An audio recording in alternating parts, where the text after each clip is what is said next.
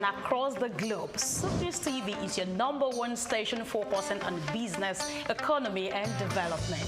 With global digital reach, we connect Africa's pulse to the world stage. Welcome to SUPNews Television, and here we go beyond the headlines, from breaking news, in-depth conversational programs, to market analysis and indices. From policies affecting growth to unique documentaries, from live event coverage to bespoke productions, we deliver content that connects you to the world. At SUPNews Television, we provide news surrounding business, economy, and development, infomercials and jingles that stand out, short and long-form documentaries crafted to international standards, independent production spaces with full technical support, special coverage for individual and corporate events, a special form of documentaries through our prestige package, Immortals, where we tell your story the way you'd love it, and business support services tailored for small enterprises. SUPNews TV, powered by FemiWatch Limited, also home to the Isle 95.9 FM Lagos and Kasua 99.7 FM Kano, and Emirate News Television Abuja, together forming Africa's trusted media powerhouse. Storytelling, coverage, and connection that matters. SUPNews TV, your home for business, economy, and development.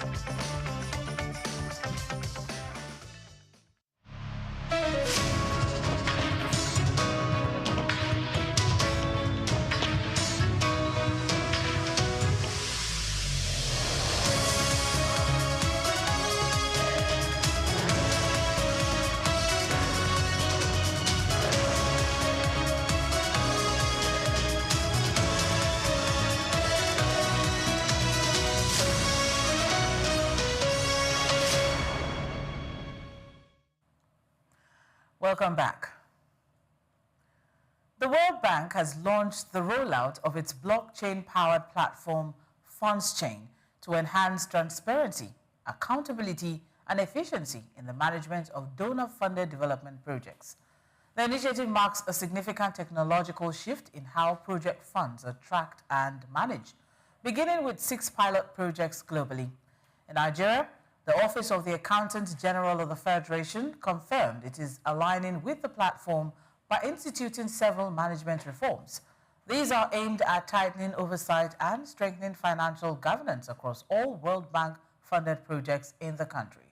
According to Dr. Shamsuddin Ogunjimi, the Accountant General, the move represents a critical step in curbing leakages and improving trust in development finance. FundsChain allows stakeholders to trace the life cycle of every dollar spent, helping to ensure funds reach their intended beneficiaries and reducing room for misappropriation or bureaucratic delays in disbursement. Operating expenditure by Nigeria's mobile network operators, MNOs, surged by 85% in 2024, rising from 3.16 trillion naira in 2023 to 5.85 trillion naira. According to new data released by the Nigerian Communications Commission. The sharp rise highlights the growing cost pressures facing the telecom industry amid inflation, forex volatility, and infrastructure expansion. OPEX refers to the routine expenses required to maintain and run business operations, such as fuel, security, site maintenance, and staff salaries, essential to sustaining telecom networks. Stakeholders say the spike could impact pricing and investment capacity across the sector. Industry analysts warn that continued cost escalation may threaten service quality or trigger higher consumer tariffs unless offset by policy reforms or improved infrastructure sharing. The NCC is reportedly in talks with operators to explore cost optimization strategies that will ensure sustainability without overburdening subscribers. Now, female representation on the boards of Nigerian companies has climbed to its highest level in 6 years, according to new data from the Nigerian Exchange. The proportion of women holding board seats rose to 24.5% in 2025, up from 19% in 2020, marking steady progress in corporate gender diversity. Analysts attribute the rise to increased regulatory pressure, investor advocacy, and growing awareness of the value women bring to corporate leadership. Sectors such as banking, telecoms, and consumer goods show the strongest gains, with several major firms appointing female board chairs and directors over the past year. Despite the improvement, Nigeria still lags behind global benchmarks, where women occupy over 30% of board seats in some developed markets. Governance experts stress that more effort is needed to ensure inclusion beyond tokenism and urge companies to prioritize diversity in executive pipelines, not just the boardrooms. The Gombe State government has announced a target to generate 39 billion naira in internally generated revenue for its 2026 fiscal year. These figures mark a 19.22% increase compared to the 32.7 billion naira projected for 2025. The announcement was made by the Commissioner for Budget and Economic Planning, Mr. Saliu Baba Alkali, during the public presentation of the 2026 budget breakdown. The target reflects the state's commitment to boosting its financial independence and reducing reliance on federal allocations. Governor Inuwa Yahaya had earlier presented the proposed budget to the State House of Assembly, emphasizing fiscal responsibility and economic growth. Baba Alkali described the 39 billion naira IGR target as both bold and realistic. He attributed this optimism to the strong performance of the Gombe State Internal Revenue Service, which has improved revenue collection processes and expanded the tax base. The increased IGR is expected to fund key development projects and enhance public services across Gombe State. By strengthening its revenue generation, the state aims to accelerate infrastructure development and improve the overall welfare of its citizens in 2026. And now, still to come in the news, Zambia emerges from financial crisis, gets ready to host Chinese Premier as its largest official creditor. Russian President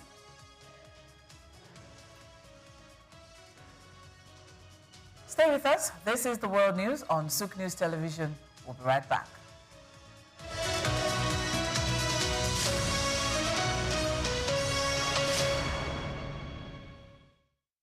My name is Shino Ogbadegeshin. I'm the CEO of Gozi Micro Insurance. Continue to watch Sook News. Adenike Adeyemi, Executive Director of Faith Foundation. Keep watching Sook News. My name is Shepherd Michael Adewale Onofuye. I enjoy you all to always watch Sook News TV. Hey everyone, Majuli Obaje here representing Gigi. Keep watching Sook News, okay? Stay updated with Sook News. My name is Aton Keme. I am the head of MSME Banking. Please keep watching Sook News and stay glued to Sook News. I recommend that more and more people should watch Sook News because they deal with business news. Hi, my name is Amaka Wokolo. I am the director of the Faith Institute at Faith Foundation. Keep watching Sook News.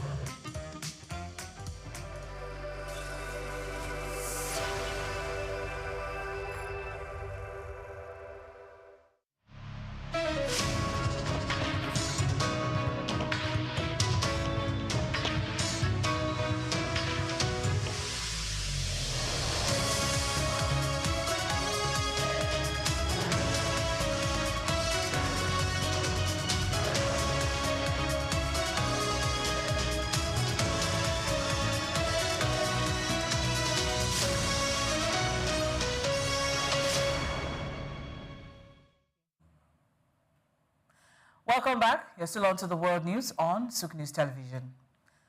Russian President Vladimir Putin will meet Togo's President Faure Gnassingbé at the Kremlin on Wednesday.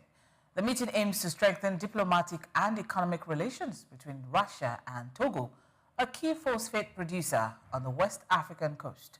This visit signals Russia's growing interest in deepening ties across Africa, seeking new partnerships and resources amid global geopolitical shifts. Togo has been under the Gnassingbé family's rule since 1967 and plays a vital role in the global phosphate market, essential for agriculture and industry. Russia's engagement with Togo is part of its broader strategy to secure critical resources and expand its influence on the continent. The talks will likely explore trade, infrastructure, and cooperation in security matters. highlighting Africa's increasing importance in global diplomacy. This high-level meeting underscores Russia's efforts to diversify alliances as it faces rising tensions with Western countries, positioning Africa as a key region in its foreign policy agenda. Zambia is set to host the Chinese premier on Wednesday for the first time in 28 years, marking a significant step in bilateral relations. The visit follows Zambia's emergence from a financial crisis, with China as its largest official creditor, owed $5.7 billion. Beijing aims to strengthen ties by gaining better access to Zambia's rich commodities and expanding markets for Chinese exports. This visit also underscores Zambia's role in President Xi Jinping's Belt and Road Infrastructure Initiative. China seeks to highlight Zambia as a successful model within this flagship program, which promotes infrastructure development and economic cooperation. The renewed partnership is expected to bring more investment and boost Zambia's economic recovery. For Zambia, the visit is a critical opportunity to secure additional Chinese investments and support for sustainable growth. Enhanced cooperation could improve trade, infrastructure, and development prospects, fostering long-term economic stability. And now, Kenya plans to maintain a budget deficit of 4.9% of GDP for the 2026-27 fiscal year, closely aligned with the 4.8% forecast for the current year. This was confirmed by a senior finance ministry official on Wednesday. The government aims to keep fiscal consolidation on track despite ongoing challenges related to heavy debt repayments. Since 2013, Kenya increased borrowing significantly to fund major infrastructure projects, leading to rising debt servicing pressures in recent years. The government is focused on balancing continued development needs with the imperative to manage public finances responsibly. The 4.9% deficit target reflects Kenya's cautious approach to fiscal policy as it seeks to sustain economic growth while controlling its debt burden. Maintaining this balance will be crucial for long-term financial stability and investor confidence. Bank Indonesia has kept its benchmark interest rate steady at 4.75% for the second consecutive month to support the rupiah, which has been Asia's weakest performing currency this year. The decision aligns with forecasts from 29 of 34 economists surveyed by Bloomberg, with the remainder expecting a 0.25 percentage point cut. Governor Perry Warjio highlighted that while the rate remains unchanged, the central bank retains flexibility for future easing, signaling openness to additional cuts if economic conditions warrant. The move reflects Bank Indonesia's balancing act of supporting currency stability while monitoring inflation and growth, ensuring that monetary policy remains accommodative without fueling financial volatility. South Korea's government has pledged readiness to intervene if necessary to stabilize the won and domestic bond markets. Finance Minister Koon Yeon-chol emphasized that the authorities are prepared to deploy any available tools to ensure market stability. The minister also highlighted expectations that South Korea's inclusion in a major global index next year could provide additional support to its financial markets. Officials are closely monitoring developments amid ongoing currency and bond market volatility. The announcement aims to reassure investors and strengthen confidence in South Korea's economic and financial management, particularly ahead of broader international market shifts. Kenya has notified Japan that it will ban all imports of Japanese seafood, according to media reports on Wednesday. This move marks the latest escalation in the growing diplomatic dispute between Asia's two largest economies. The ban comes shortly after Japanese Prime Minister Sanae Taikichi stated that a Chinese attack on Taiwan, which Japan views as a direct threat to its survival, could provoke a military response from Tokyo. The announcement signals a hardening stance from Beijing, using trade restrictions as leverage amid worsening political tensions. Japan's seafood industry, which relies heavily on exports to China, faces significant disruption due to the ban, affecting companies and workers dependent on this crucial market. This development highlights the increasing risk of geopolitical conflicts spilling over into economic relations, with potential repercussions for regional stability and global supply chains in key industries such as seafood. Also, Indian seafood exporters jumped as much as 11% on Wednesday following reports that China plans to suspend seafood imports from Japan. This move could shift demand from Japan to alternative suppliers, boosting India's position in the global seafood market. China had partially eased restrictions on Japanese seafood imports earlier this year, but the potential renewal of the ban threatens Japanese exporters hoping to regain access to the Chinese market, which once accounted for over 20% of Japan's seafood exports. The suspension comes amid rising trade tensions between China and Japan, affecting supply chains and trade flows in the Asia-Pacific region. India, as a major seafood exporter, stands to benefit from the potential increase in demand as buyers seek alternative sources. This development underscores how geopolitical disputes can rapidly reshape international trade patterns, offering growth opportunities for countries like India in a competitive export sector. Still to come in the news, Polish authorities introduced new wage requirements to impact local workers. This is the World News on Sook News Television. We'll be right back.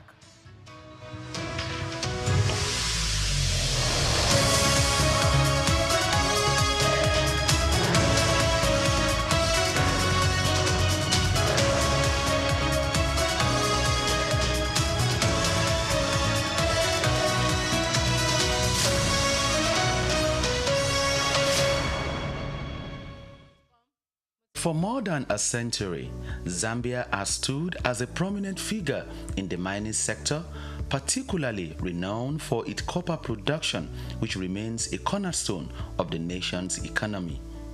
Accounting for 3/4 of the country's export earnings, mining plays a pivotal role in Zambia's economic landscape.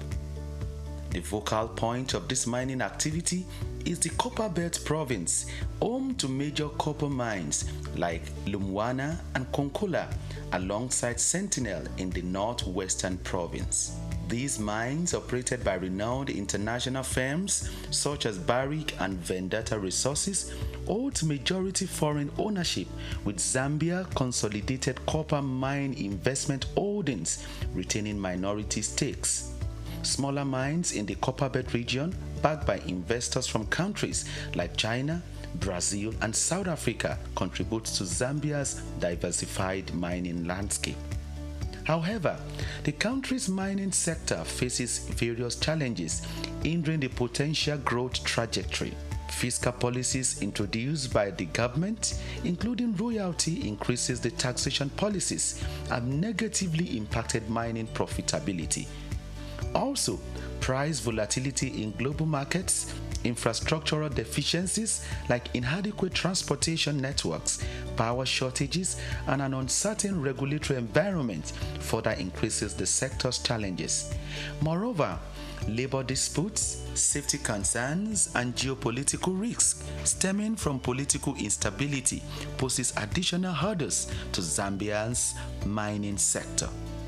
To propel the nation towards its 3 million tons copper production goal, strategic measures are crucial, and these include leveraging digital technology through partnerships with AI and machine learning firms to enhance sector's efficiency and investment, stable policy framework in order to attract and retain investment, and provision of a conducive regulatory environment. Infrastructure strengthening supported by donor funding and concessional financing can also alleviate critical constraints such as transportation and power shortages. More so, environmental conservation is vital for sustainable development. Hence, mining companies must provide government-approved environmental management plans, prioritize durable equipment, and proper waste disposal techniques to minimize environmental degradation. giving copper's expected dominance in Zambia's exports, maintaining its position as Africa's economic hub demands a concerted effort. Israel Adeyemi, Sook News.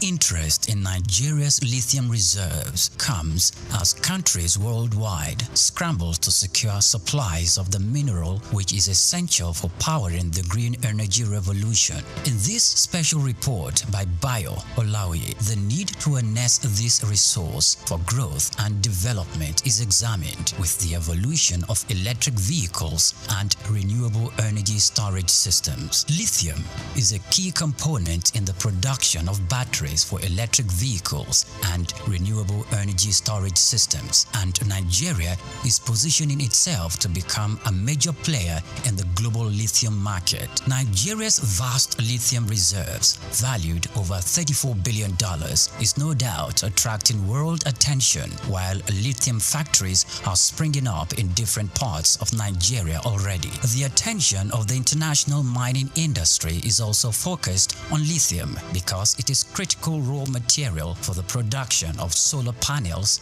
and electric vehicles. Analysts predict that global lithium market could grow robustly over the next decade, driven by the rapid adoption of electric vehicles and renewable energy technologies. Data from a Global Future Market Insight showed that the lithium mining industry has emerged as a cornerstone of the clean energy transition, driven by the skyrocketing demand for lithium-ion batteries. The surge in lithium demand is driven largely by the electric vehicles market, which accounted for over 70% of the global lithium consumption in 2024, according to an Iranian-based research firm. With countries such as the United States, China, and members of the European Union pushing for next zero emission by mid-century, lithium demand is expected to escalate further. The federal government, indeed, the Ministry of Solid Minerals Development, should intensify efforts geared at renewing and resuscitating the viable lithium industry in the country to its full potential. As Nigeria diversifies its economy into other sectors, the lithium industry offers hope and expectation that this sector would earn more revenue for the country. Nigeria should not just watch with folded arms, but must strive with the political will to develop and strengthen the country's vast lithium reserves.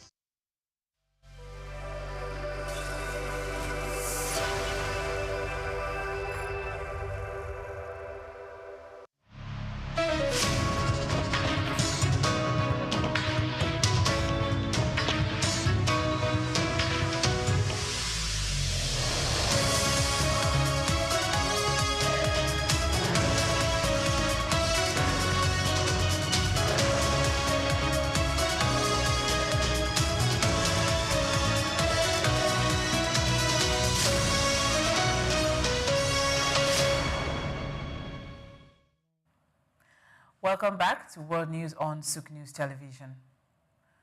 British Finance Minister Rachel Reeves condemned leaks about the upcoming budget as not acceptable following a recent report that she had abandoned plans to raise income tax.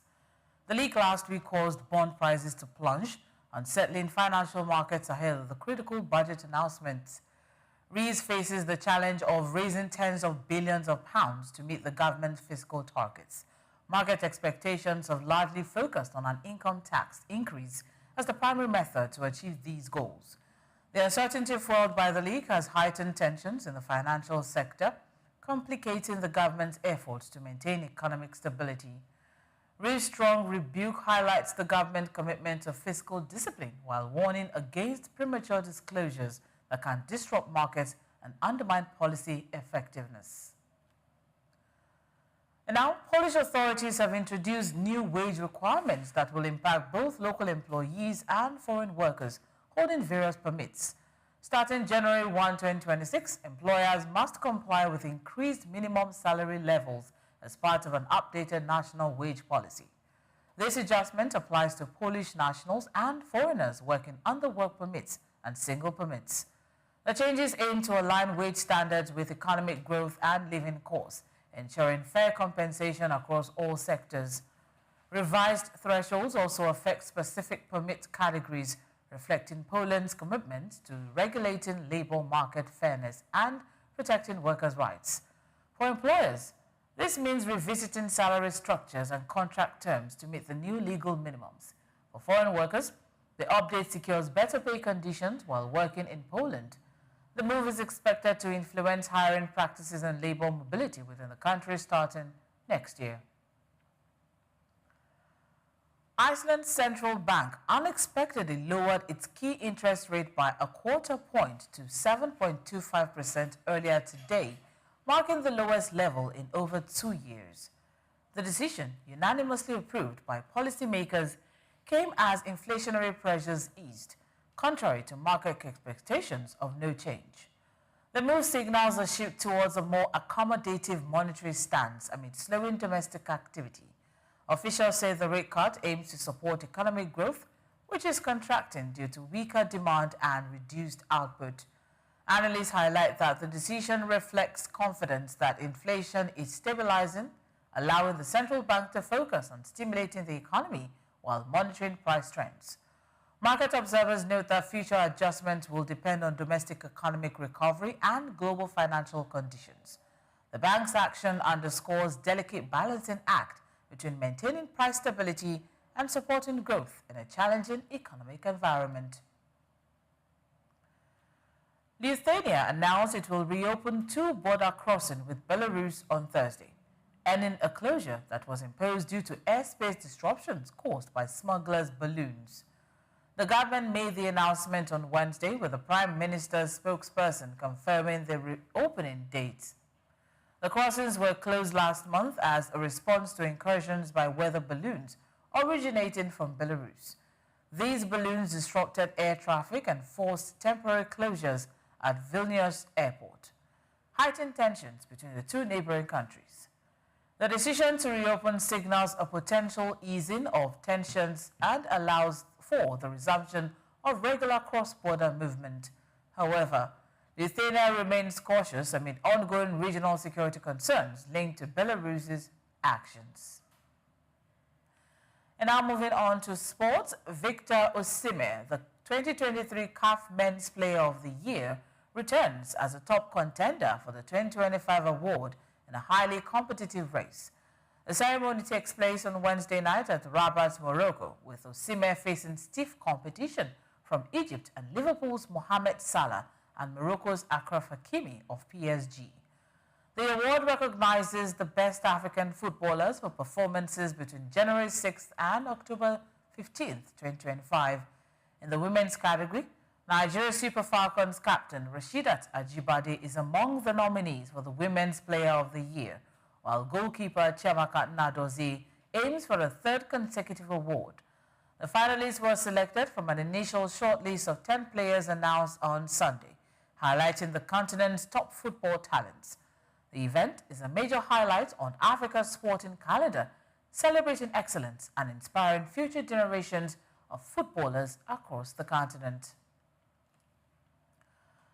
The Caribbean island of Curacao has become the smallest nation ever to qualify for the FIFA World Cup after a goalless draw against Jamaica, managed by former England coach Steve McLaren. With a population of just over 150,000, comparable to cities like Cambridge or Huddersfield, and an area of 171 square miles, Curacao surpasses Iceland's previous record from 2018 as the tiniest country to reach the finals. Jamaica, aiming for their first World Cup appearance since 1998, fell short despite needing a win in Kingston. The match included a dramatic moment where an injury time penalty for Jamaica was overturned by VAR. Following the draw, McLaren resigned as Jamaica's head coach. Curacao's historic qualification has shocked the football world, spotlighting the rising competitiveness of smaller nations on the global stage. And now that's a wrap on the news. But before we go, here is a brief recap of today's top stories.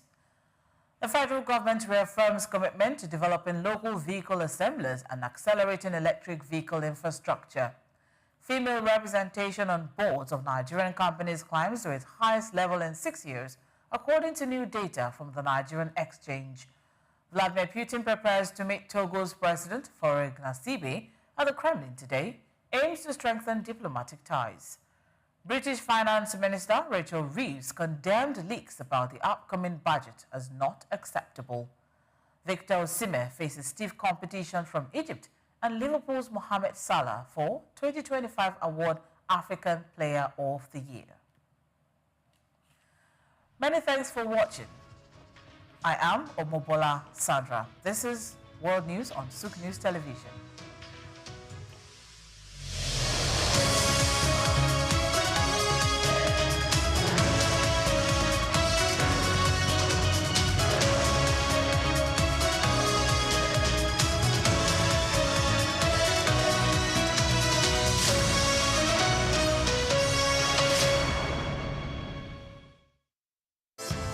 Nigeria, rich in traditional and cultural heritage, is intentional about promoting history and retaining cultural values. The country has succeeded in preserving its identities and that of the forefathers for ages through folklores, folk tales, traditional ceremonies, community-based initiatives, cuisine, and most notably, museums and cultural centers.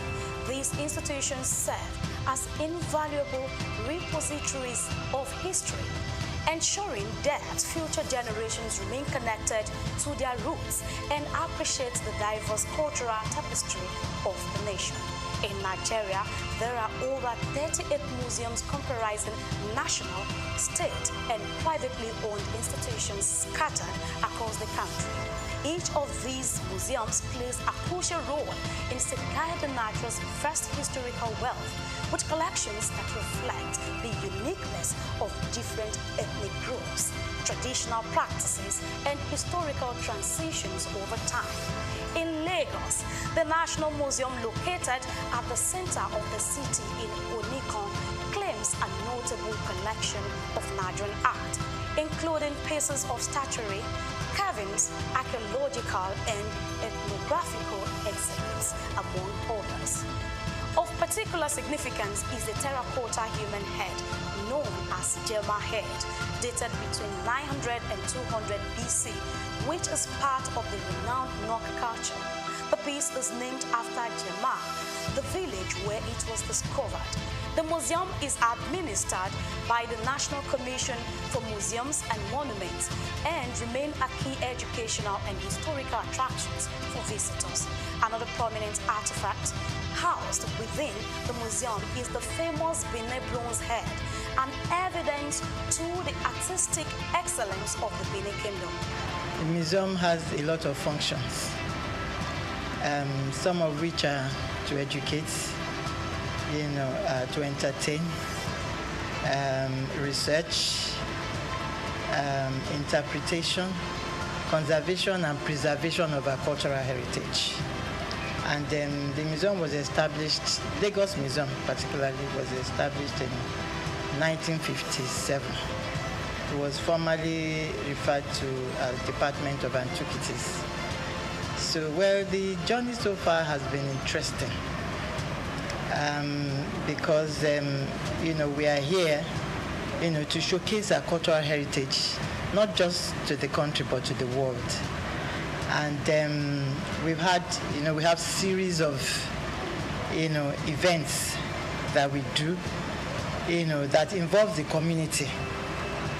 And because of that, we create that awareness that this is where you can come and, see and feel your cultural heritage, your traditions, your history. Because it is said that a people without a history is a people without identity. So the museum portrays this to the people. And over the years, that is what we've been doing. Through education, community participation, we have galleries, that we display some of our objects, our antiquities. that showcase our patrimony and all there is to know about our cultural inheritance. And so the museum, has been doing that over the years, and, we still keep doing more. The Lagos National Museum was founded in July 1957 by English archaeologist Kenneth Murray, following the submission of architectural sketch in 1948 at a conference on museum policy in Nigeria. Kenneth Murray collected several traditional masks from Cross River State to display in the museum's early years, according to historical records. The primary purpose of structuring the museum was to preserve Nigeria's historical artifacts and cultural heritage. Fortunately, that vision has remained alive to this day. The museum serves as a significant tourist attraction for Lagos residents and international visitors alike, offering an immersive glimpse into the nation's past. Some of the remarkable artifacts currently on display at the museum include the bullet-ridden car in which former Nigerian head of state, General Murtala Muhammad, was assassinated, pictures of previous rulers and presidents of Nigeria from different eras, a diverse collection of cultural drums, tools, and ceremonial staffs from various ethnic groups, historical crowns and caps of revered traditional rulers symbolizing their power and authority, photographs of Queen Elizabeth II and her entourage during her visit to Nigeria, reflecting moments of colonial history. It's so immense. Museum is a reminder of what the society is all about, because a number of us are missing the link. We don't even know the role, the significance of the society we find ourselves because of foreign influence. But when you come to museum, it will bring your mind back to the original habitat, the way of life of people, how things should be seen in the society, and how we should react to phenomenal changes in our environment. Basically, we'll be doing this work of educating the general public, not only Nigerians, over 20-something years here, and the impact has been so tremendous, to the point that what we do at the museum is in consonance with the curriculum of our institutions, from primary, nursery, primary, secondary, even tertiary, even people in their corporate organization. They deem me free to come to National Museum. Anytime they feel like, we are missing the link, we have missed a lot of things concerning the way of life of our forefathers. Even here, apart from that, we do have what is called seminar. We organize seminar for expatriates, for individuals. They come around on Wednesdays to come and listen and learn on cultural-based subjects. I think it was great. I mean, I particularly like the circle of life that are presented in here, right? From birth to reincarnation to external influences. I think it gave a good history of Nigeria. I learned a lot about that. There seems to be some real big connection between Nigeria and Benin in terms of the history that I wasn't totally aware of. I was able to see the different artifacts and stuff that were presented. So it was quite interesting. They did, I think, a pretty good job doing a comprehensive tour or comprehensive history of Nigeria and its culture and its surrounding areas. A visit to the Lagos National Museum offers an enriching experience, transporting visitors back in time and allowing them to connect with Nigeria's rich and diverse history. The museum provides an opportunity to explore stories of resilience, artistry, and governance that have shaped the nation. Whether you are a history enthusiast, a student, or simply a curious traveler, stepping into this museum promises a nostalgic journey through Nigeria's past, fostering a deeper appreciation for its cultural legacy. Nigeria continues to reflect the stories that shapes its people, steadfast in its commitment to promoting history and preserving its cultural values for generations to come. Grace Komalafe, Souk Perspective.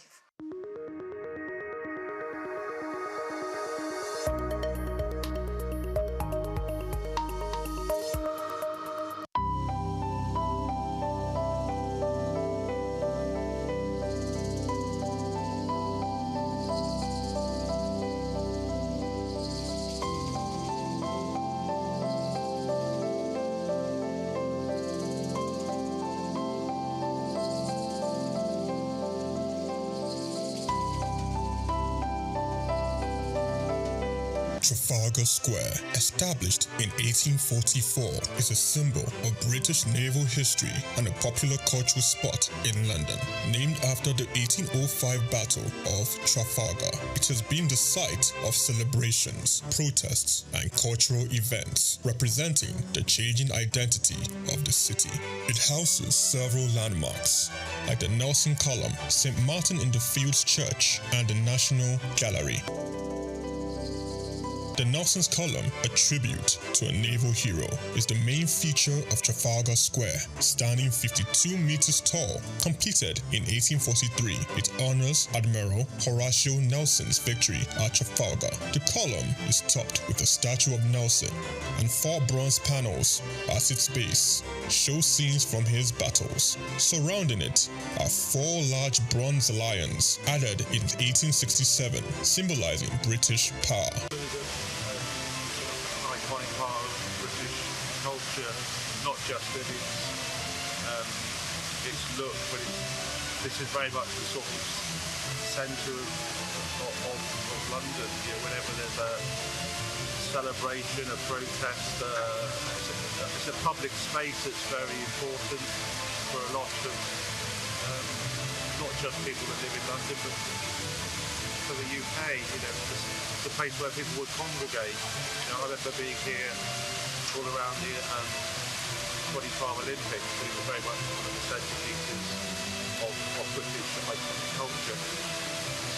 Yeah, no, you used to be able to climb on the lions when I was younger, but you can't do anymore. So there you go. That's progress for you. St. Martin's in the Fields Church, reputed as an architectural gem, was built between 1722 and 1726. It is known for its neoclassical design by architect James Gibbs, and is famous for its portico and steeple, and has influenced architecture worldwide. The church also a rich musical history, hosting concerts and helping the homeless. Yeah, I actually came to London just on a little day trip, and then I remembered that this church sometimes has classical music on, so I just popped in, and there's no concert, but there were some people practicing. So there's a quartet of violins, and they made some lovely, sort of practice for some classical concert, so I really enjoyed just sitting there for 10 minutes listening to it. It's lovely, it's a really nice church, and it's nice that people don't do music much time. So maybe we should have a nice coffee as well.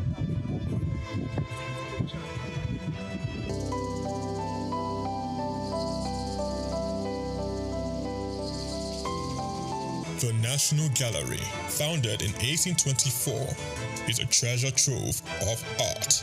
Located on the north side of Trafalgar Square, it houses over 2,300 artworks from the 13th to 20th century, with free public access to masterpieces from major European artists. I'm not really sure. I haven't been through the museum yet, but I'm here for a Christian heritage tour to kind of learn more about the history of the Protestant Reformation in England and Christian history here in England through the paintings that are in the gallery. So that's what I'm here for today. Trafalgar Square blends Britain's naval history with modern art and culture. It remains an important public space, attracting millions of visitors each year to experience London's rich heritage and vibrant atmosphere. Chike Okolo, reporting for Souk News. Two widely used and deeply troubling terms dominate discussions around Nigerian emigration: Japa and brain drain. Japa, a word that has made its way into the Oxford English Dictionary, means to leave Nigeria for another country, often Europe or America, in pursuit of education, job opportunities, or better economic prospects. It also connotes to escape or to flee. The second term, brain drain, refers to the outflow of skilled professionals, doctors, engineers, academics, and more, leaving Nigeria to contribute their talents to other nations. As a patriot, one might argue that both terms evoke concern. Japa is symptomatic of systemic failures that drive citizens away from their homeland instead of encouraging them to stay and push for reform. As authors Daron Acemoglu and James Robinson emphasized in Why Nations Fail, governance thrives under civic pressure. If the youth and professionals flee, who remains to demand accountability and enforce positive change? Likewise, brain drain depletes the country's human capital. When Nigeria's best-trained professionals are developing other nations, the country is left with fewer hands to build its own future. However, this narrative is shifting. As Bayo Olaoye explores in this special report, there is a compelling case for viewing the Nigerian diaspora not as a loss, but as an economic powerhouse. From brain drain to brain gain. Recent figures from the Nigerian Medical and Dental Council show that only about 27,000 of Nigeria's 71,740 registered doctors currently practice in the country. Thousands of Nigerian doctors, nurses, and health professionals now work in the UK and the US, contributing significantly to those nations' healthcare systems. It's a trend seen across professions, from teachers to tech experts. Critics argue these individuals should be at home, contributing to Nigeria's development. Yet, the picture is not so black and white. According to World Bank economists Art Cray and David McKenzie, poverty can often be a function of where one lives. For many Nigerians, staying home may mean remaining trapped in poverty. In that context, emigration is a rational choice and often a necessary one. Furthermore, the idea of brain drain has evolved into brain circulation or brain gain. Many Nigerians abroad are returning with skills, capital, and experience to invest in the country. Even those who don't return still give back. As Dr. Segun Aganga noted in Reclaiming the Jewel of Africa, diaspora Nigerians do not have to physically return to make an impact. Diaspora remittances, a lifeline for millions. Diasporans are sustaining the Nigerian economy through billions in remittances. Between 2018 and 2020, Nigerians abroad sent home over $65 billion, accounting for 4% of Nigeria's GDP. These funds uplift millions of households, offering relief from poverty, hunger, and economic despair. Remittances also help stabilize the naira, acting as a buffer against foreign exchange volatility. Yet, Nigeria is missing an opportunity to fully harness this potential. The Central Bank of Nigeria has imposed capital flow restrictions, forcing remitted dollars to be exchanged only at the official rate and in naira. This approach discourages larger inflows and stifles the remittance ecosystem. Diaspora trade and investment, the next frontier. Beyond remittances lies a massive opportunity in export trade. A Commonwealth Secretariat report highlights how countries with large diasporas have a comparative advantage in export markets. With over 20 million Nigerians abroad, this is a goldmine waiting to be tapped. Nigerians abroad crave products from home, be it fashion, food, film, or fine art. But to meet this demand, Nigeria needs a deliberate strategy to engage the diaspora. This means more than just ceremonial congratulations. It demands structured collaboration, policy coordination, and economic diplomacy. NIDCOM and the policy disconnect. The Nigerian Diaspora Commission, NIDCOM, under the leadership of Abike Dabiri Erawa, has raised